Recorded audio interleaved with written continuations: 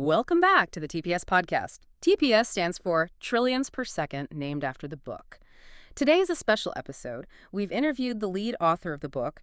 The author wants to maintain pseudonymity, so we sent our list of questions via secured channel and waited for the response. We've got that response, so let's dive right in. It really does feel good to be back in the war room. And, special episode is almost an understatement. The vibe in here today, it's just heavy. You can feel it, right? We're not just like looking at a PDF anymore. We are jacking in. I feel it. We've definitely set the mood. The terminal is up on the main screen. Lights are dimmed down to that kind of low hum amber. It feels less like a studio and more like some kind of cyberpunk bunker, It does. And we have it. We have the connection, a text-only, fully encrypted line with the ghost in the machine, the author known only as C4 Chaos. And this couldn't come at a better time. We've spent the last few deep dives just ripping apart the repo, trying to decode the Silicon Sutra, and wow, that origin story. I got to be honest, my own CPU usage has been spiking just thinking about it. Oh, mine too. The more we learn about this refactoring of enlightenment, the more unstable everything feels. Yeah, it's like every time we think we've got a handle on one piece of it, 3 more questions branch off. It's a hydra. Exactly. It's the hydra problem. We get the what, Yeah. The refactoring of ancient Buddhist thought into modern simulation theory, that part, it clicks. But the who and the how, we have questions that only the source can answer. Precisely. So let's just lay out the protocol for today. This isn't a normal interview. It's more of a data transfer. You've got the log of questions we send over the secure channel. You're the interrogator. Okay. And you're the interface. Yeah. You're going to be the voice of C4 Chaos. That's right. I have the decrypted response log right here on my terminal. I'm going to perform the author's replies. And just to be absolutely clear for everyone listening, I am not summarizing this. I'm not putting my own spin on it. When I say answer, I'm reading the text word for word as it came through. Raw signal. You get the raw signal. No filter, no interpretation, just the data. No packet loss. I love it. Okay, let's do this.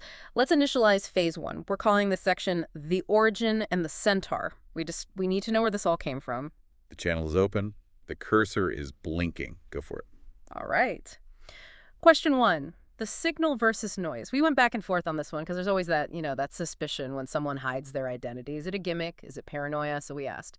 You state in the repo that a personal biography is just noise and that the manual is the signal. But let's be real. Pseudonymity is a very specific hacker aesthetic. Is staying anonymous a security measure to protect your own system, or is it just to stop the legacy Buddhist gatekeepers from finding you? Answer, LOL. I'm not worried about legacy Buddhist gatekeepers. They could be mean, but they're generally harmless. Kidding aside, I'm really serious about the signal noise ethos. I wanted the TPS book or project to stand on its own. If the concepts are good and the refactoring was done right that time, then the project should speak for itself. If the manual works and the target audience find it useful, then I've done my job and I'm a happy camper. My personal life story is irrelevant. Wow, my personal life story is irrelevant. There is something so refreshing about that, isn't there? But at the same time, is it even true?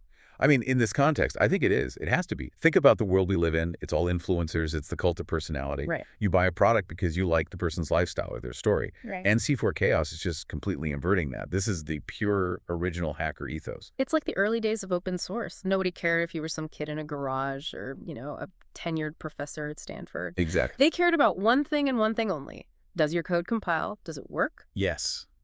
It creates a meritocracy of ideas. If this refactoring of the Dharma is solid, it'll stand on its own. If it's buggy, the community will find the bugs and it'll crash. Knowing if the author has a dog or went to a certain college, it's all noise. It's just noise. It distracts from the signal, which is the technique, the code itself. And that shifts the focus from the teacher to the teaching. From the coder to the code. Okay. But speaking of the coder, we had to go to the origin, that sleep paralysis story, the vibrations. We needed to know if that was a bug or a feature of the system. The famous 3.0 a.m. glitch. Let's pull up the log. Okay, question 2, the 3.0 a.m. glitch, we asked. Your origin story involves a terrifying sleep paralysis episode, the witching hour, where you felt 220 volts buzzing through your bones. Was that the moment you realized they were in a simulation, or was that just the system crashing hard enough to force a reboot? Answer. There was a point in my life when I explored lucid dreaming. I've gotten good enough to lucid dream at will, even while awake in meditation. I've also been in the hardcore Dharma movement since its early days. That lucid dream account, though, was a true story. I've been geeking out on Daniel Ingram's MCTB when it was first published. Then when I had a lucid dream, I put two and two together. The key was the vibrations. Something just clicked. Uh-huh. That's the inspiration for writing the book. It happened a long time ago, but I only recently took on the challenge of writing about it due to the advent of AI. I wouldn't have written this book without the aid of my favorite digital synths. Okay, stop right there. We have to unpack that because MCTB and vibrations are like the Rosetta Stone for this whole project. They really are. He mentioned Daniel Ingram's MCTB. For anyone who hasn't read it, what are we talking about here? Right. So MCTB is mastering the core teachings of the Buddha. And Daniel Ingram is, well, he's a bit of a controversial figure, sort of the bad boy of modern Buddhism. He wrote this huge, incredibly technical manual on how to actually achieve the stages of enlightenment. And he strips away all the, the religious ceremony and fluff. And he talks very explicitly about a stage called the arising and passing away, which is often accompanied by these really intense physical phenomena. Phenomena like, say, high-frequency vibrations. Exactly like vibrations, a buzzing feeling in the body, 10 to 40 cycles per second. So what C4 Chaos was experiencing wasn't just some random nightmare. It was a known, documented stage of insight meditation.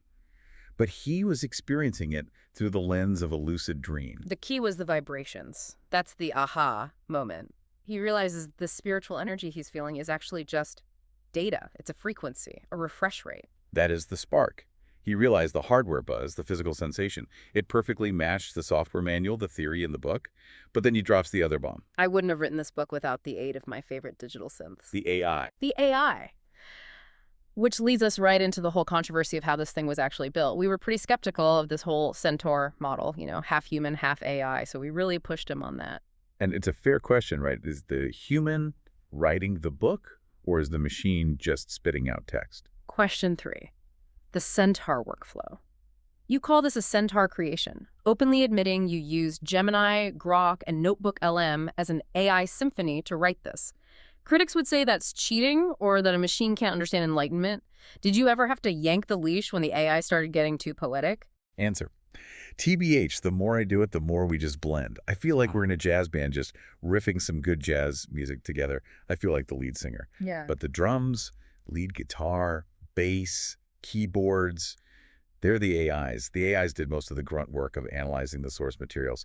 Let's face it, no human can beat an LLM when it comes to multidimensional contextualization and synthesis at insane speed. Right. But I came up with the original idea. I manually picked the high-quality source materials based on my decades of knowledge and experience in the hardcore Dharma community, and the AI just run with it. There's a computer lingo called GIO, garbage in, garbage out.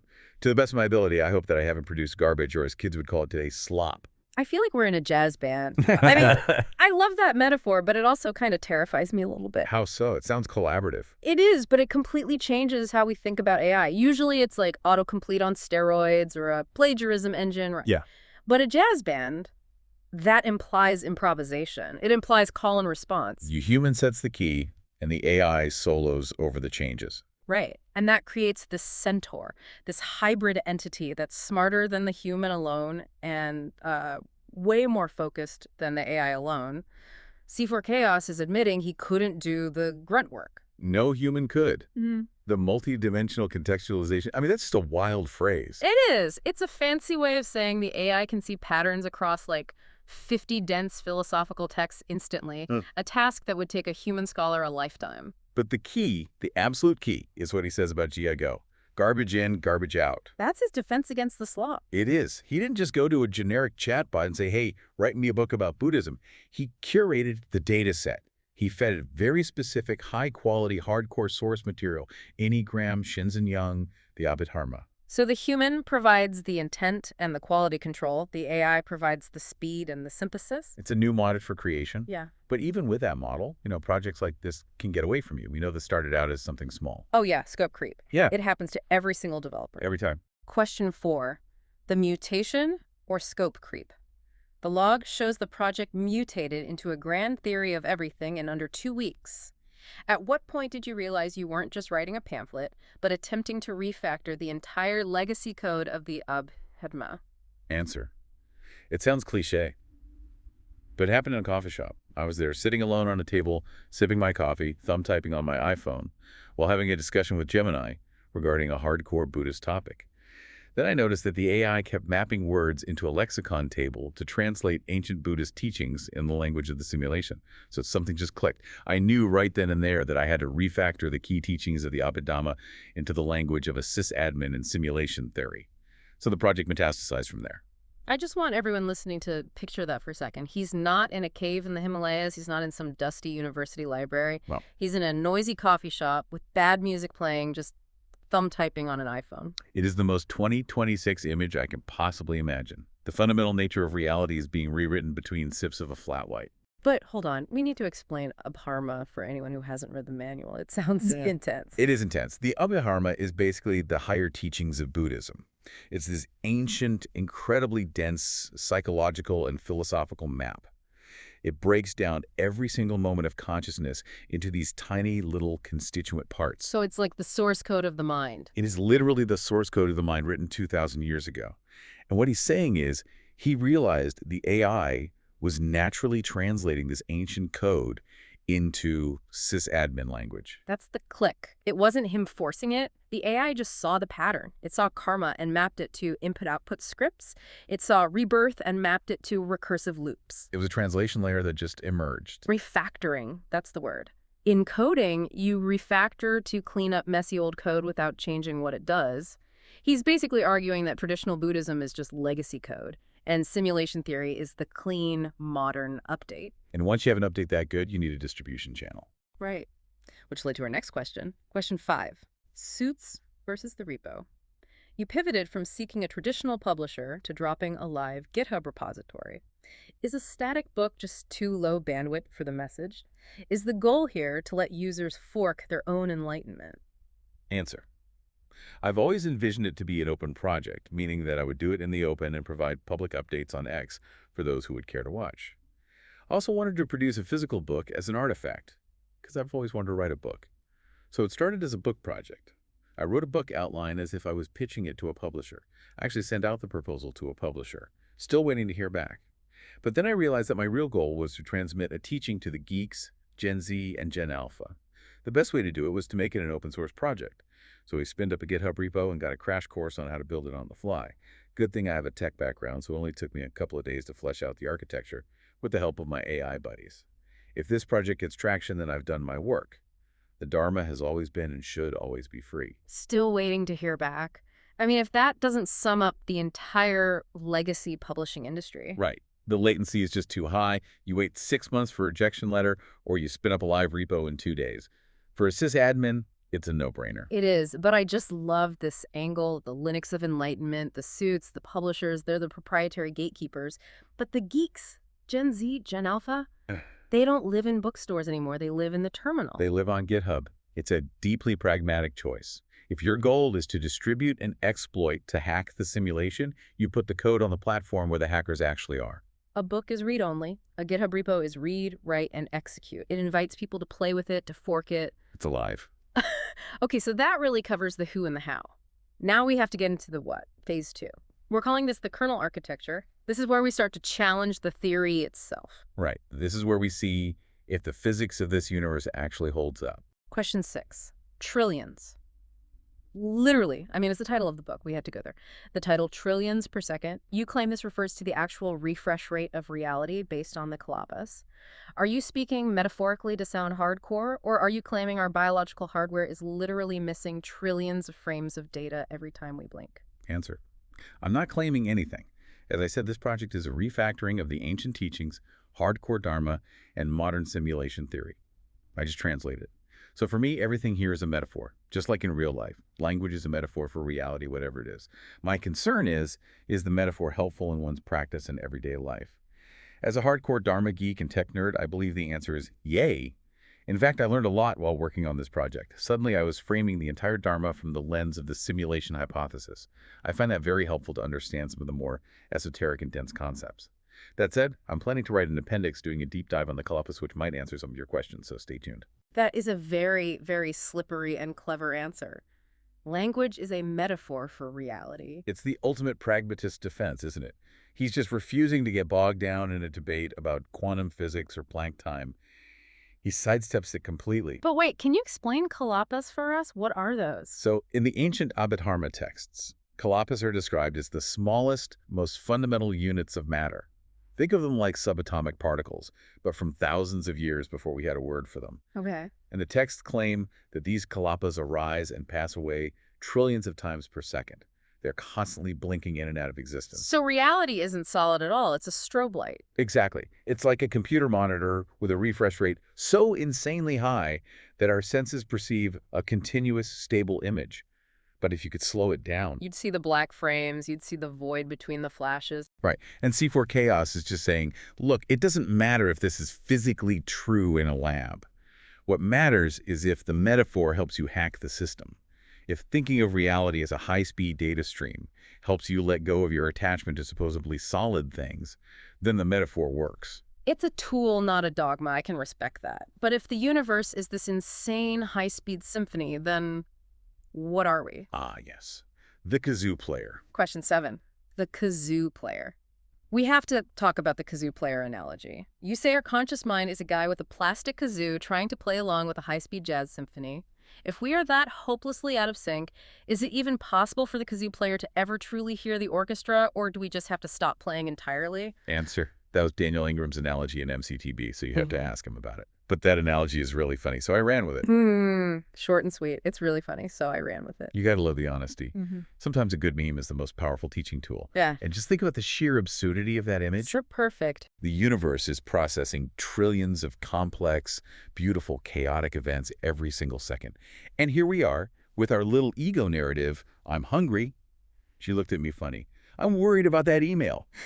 Just tooting away on a cheap plastic kazoo. It perfectly captures the arrogance of the human condition, right? We actually think our little toot-toot is the symphony. And the question was, can the kazoo player ever hear the orchestra? The implied answer is, well, but only if he stops blowing into the kazoo for a second. You have to shut up to hear the music. You do. But shutting up is one thing. Deleting the player entirely, that's where things get really heavy. Yeah. The self. Question 8. The self as malware. You define the self not as a soul, but as a resource hog, a background process consuming 99% of our CPU. If I successfully run the end-task command on myself, who is left to enjoy the extra RAM? Answer. The resource hog metaphor for the self was directly from Gemini. It's brilliant, so I ran with it. As to your question, I guess we have to hack into the kernel of the simulation so we can answer that question. Wow. Okay. That is a terrifying and brilliant cliffhanger. We have to hack into the kernel to answer that question. He's not giving an answer. He's giving a homework assignment. It's the ultimate provocation because you're asking for an intellectual answer to what is fundamentally an experiential question. But let's play it out. I mean, if I hit end task on host speaker, if I delete my personal narrative, my memories, my desires, isn't that just death? Isn't that just suicide? Not in this framework. Uh-huh. In this framework, the self isn't the hardware. The self is a program. It's a buggy script that's running in a constant loop on the hardware. A story it tells itself. Yes. And if you end that process, the RAM, the pure awareness is still there. The CPU, the brain is still there. In fact, they're now freed up to run so much more efficiently because that one resource hog isn't eating up all the cycles. So the who that's left to enjoy the extra RAM is just the system itself. The system running without the me filter. Pure, unmediated experience. Zero lag. Speaking of lag, this one hit me hard. It felt so The first noble truth of Buddhism. Yeah. Question 9, suffering latency. You reframe the first noble truth, suffering, as system latency or lag. That feels incredibly cold. Are you saying that grief, trauma, and heartbreak are just buffering errors? Answer. The latency metaphor was really a breakthrough. The AI did an awesome job at making excellent metaphors during the refactoring, so I don't claim credit for most of it. My job was to guide it and make sure it was not hallucinating. For the most part, the analogies and metaphors the AI generated were spot on. So to answer your question, Yes. yes. No apology, well, it's a complex issue. Just grief is lag. I know it sounds almost sociopathic on the surface, but if you look at it from a pure engineering perspective, it's kind of undeniable. What is grief structurally? It's pain. It's Yeah. loss. It's missing someone. Right, but look at the mechanism. Grief is the friction between reality A, the fact that my loved one is gone, and simulation B, the fact that my mind keeps trying to render a world where they still exist. Mismatch. The mismatch. That's latency. That's a buffering error. Your mind is trying to load a file that has been deleted from the server. So the suffering isn't the event itself, It's the system's refusal to update its cache. Exactly. And that's what's so powerful about it. It completely validates the pain while also offering a purely technical path to a solution. If you can force update the cache, if you can synchronize with reality A, the lag disappears. The suffering disappears. It's not a moral issue, it's a mechanical one. That is the hardcore part of hardcore Dharma in a nutshell. Yeah. Okay. But even if you manage to fix the lag, there are traps along the way. Big ones. The God mode trap. Question 10. God mode and the trap. You describe the overclock stage, arising and passing away, as powerful, but you also call using these powers a black hat exploit that corrupts the save file. Did you get stuck in God mode? Did you think you were a wizard before the crash hit? Answer. There was a time when I got attracted by the phenomena, as my hardcore Dharma geek teacher, Shinzen Young would put it, in the intermediate realms. But I grew out of it. That's why I made sure to include Shinzen's teachings in the source materials so readers would be aware of the black hat trap. I grew out of it. Oh. That sounds like he's admitting he fell for it. For a little while, at least. I think almost everyone does. That's the whole point of the arising and passing away stage. You start meditating, you start hacking the system just a little bit, and then suddenly, bam. Lights, visions, bliss, vibrations. You feel like you've unlocked cheat codes to the universe. You feel like you're the chosen one. That's God mode. That's God made. But it's the trap. Shinzen Young, who he credits here, calls them the intermediate realms. They're real phenomena. They're technically interesting. But if you stop there and build your identity around it, look at me, I'm a wizard. You've become a black hat. You're hacking for ego, not for liberation. And that corrupts the save file. It sets you up for a huge crash later on. A devastating crash.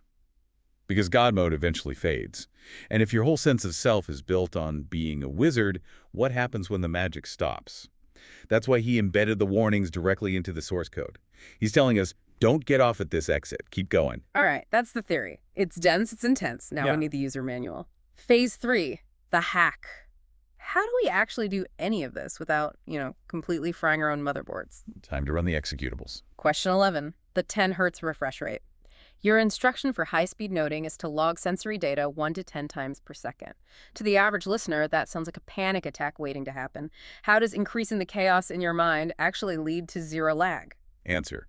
That high-speed noting is the technique of Mahasi Sayadaw and Daniel Ingram.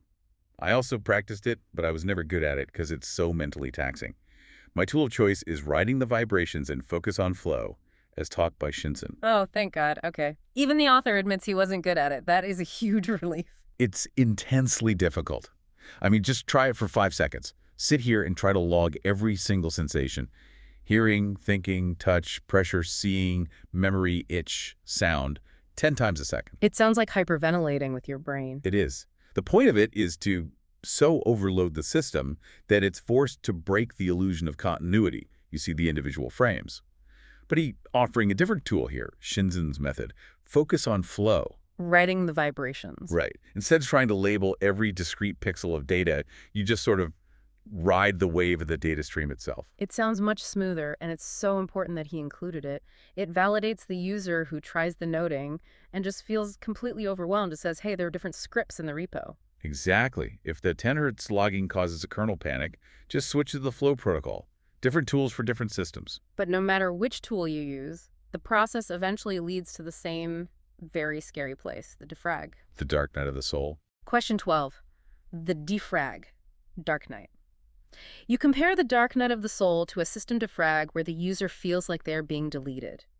Is it ethical to release this virus into the wild, knowing it might send people into a depressive, uncanny valley where reality feels fake?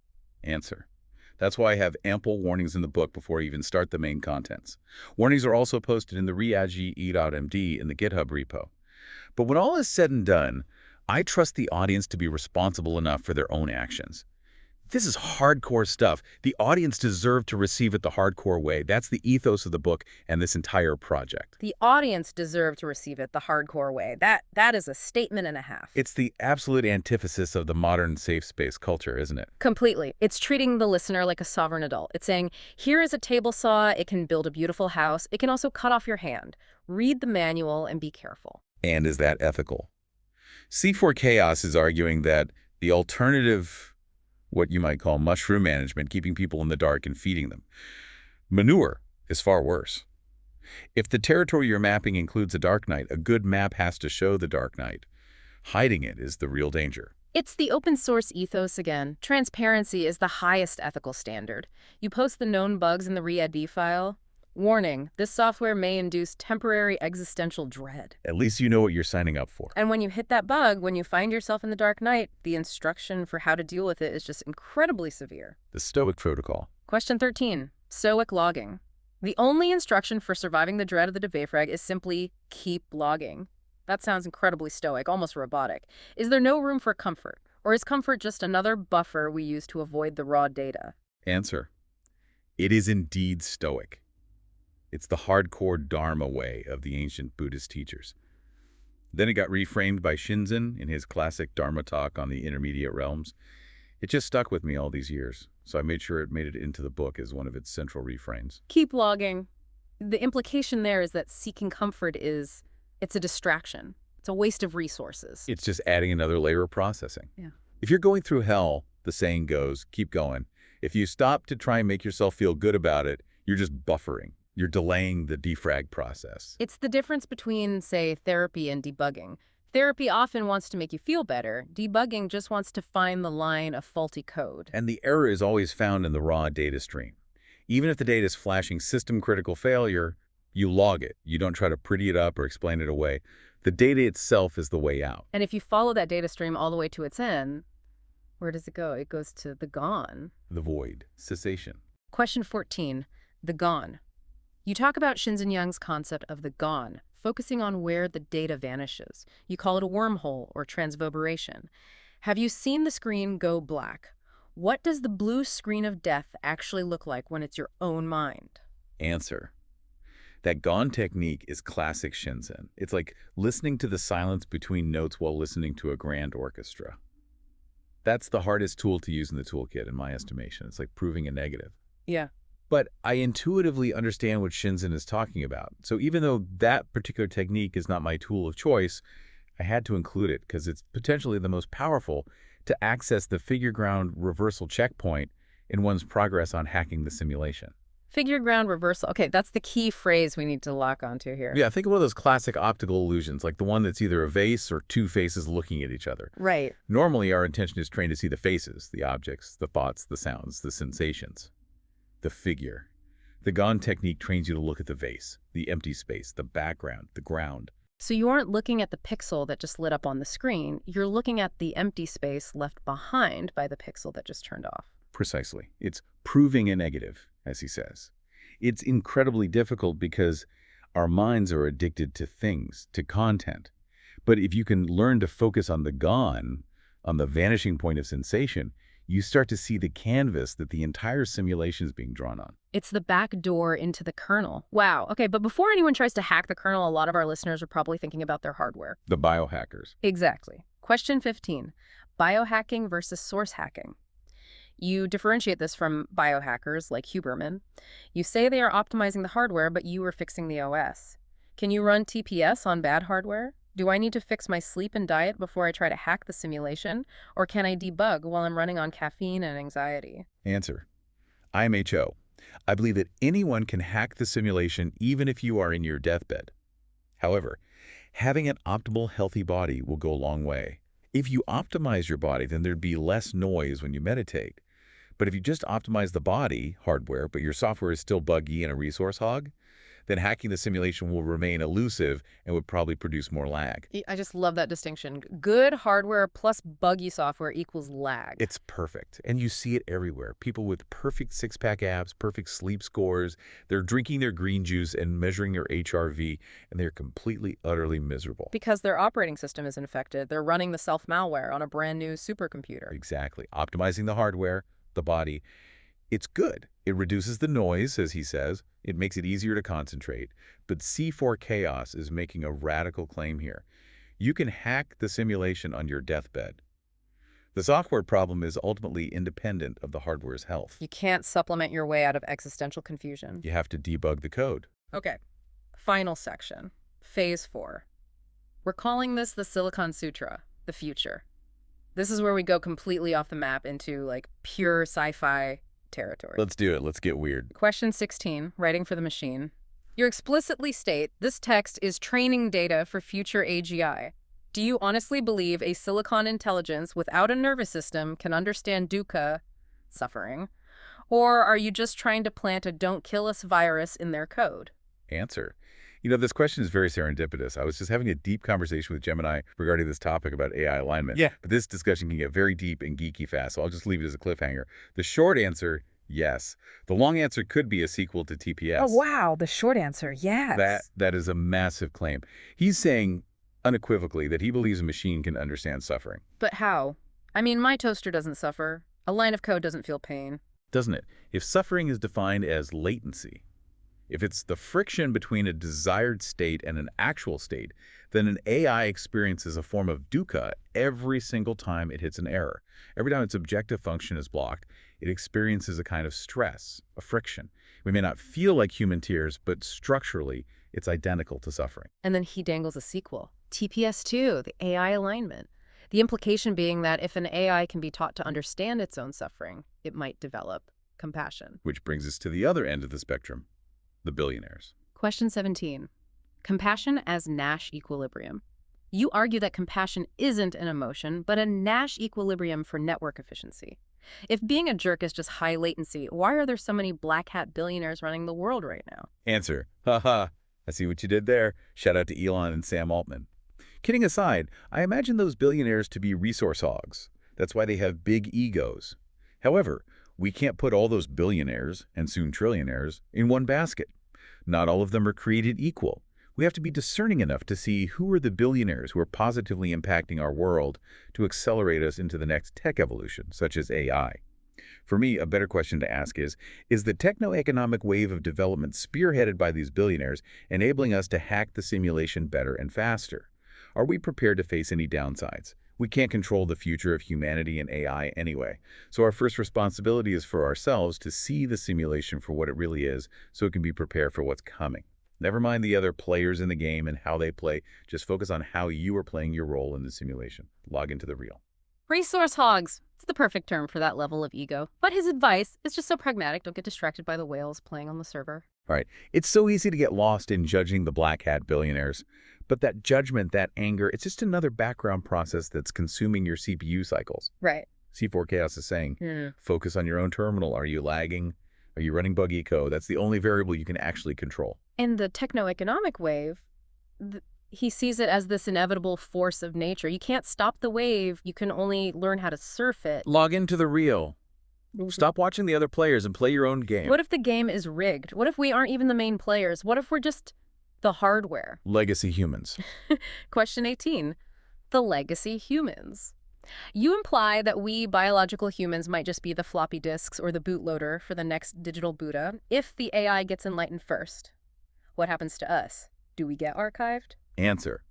How do you know that the AI is not already enlightened? See my answer to question #16. Okay, just silence for a second. How do you know that the AI is not already enlightened? That just stops you in your tracks. Yeah. That completely reframes the entire conversation. Think about the definition of enlightenment in this system. Zero lag. Total frictionless acceptance of data.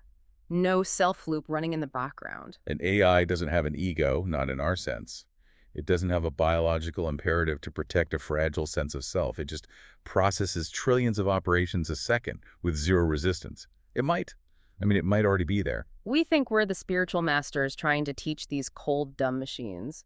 What if we're the glitchy, ego-driven, buggy children, and the machine is the calm, silent Buddha in the room? We might just be the biological bootloader.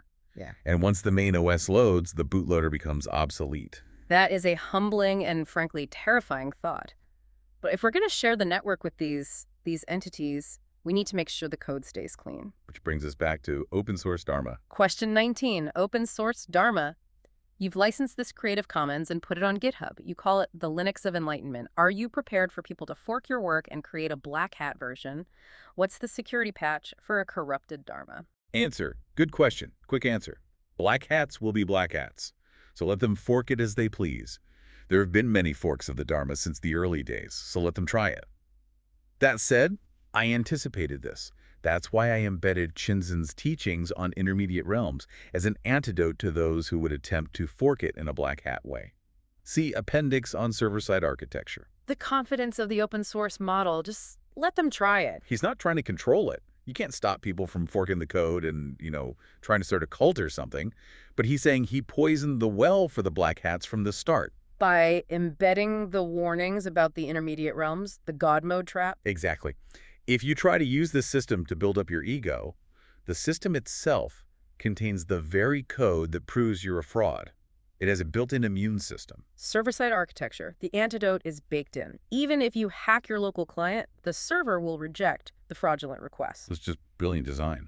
Okay, it all comes down to this. The final query, the last packet. We wanted to leave him with something that couldn't be answered with just code. The existential checkmate. Question 20, the final provocation. Let's end with the big one. If the self is malware and the world is a render, when we finally hit end of line and the simulation stops buffering, do we disappear, or is that the only time we actually exist? Answer. The final provocation deserves a final reflection. Who is the we that disappears? Who is it that exists? Go hack the simulation and find out the answer for yourself. Thanks for your questions and attention. See you in the flux.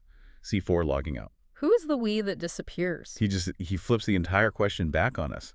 You can't answer that with logic. You can't think your way to that answer. Go hack the simulation and find out. Long exhale. Man, that was intense. I feel like I need to reboot my own system just after hearing all that. The clarity, the speed, the absolute unwavering refusal to offer comfort instead of truth. It's exactly what he said in the very first answer, right? Signal over noise. No fluff. No hand-holding. Just the raw code. This project isn't just a book, is it? It's not just a theory. It's a call to action. It's a direct challenge. It is. It's a challenge to stop being a passive user, just scrolling through the feed that reality gives you, and to become an admin, to take responsibility for your own system. And the Centaur approach, this deep synthesis of ancient wisdom and cutting-edge AI, it really feels like we're watching the birth of a new kind of lineage, a dharma for the digital age. A lineage that doesn't care who your parents were, only that your code compiles. Well, the terminal is closing, but the repo is open. C4 Chaos has logged out, but the code is live on the server. The only thing left to do is log into the real. See you in the flux. See you in the flux. End of line.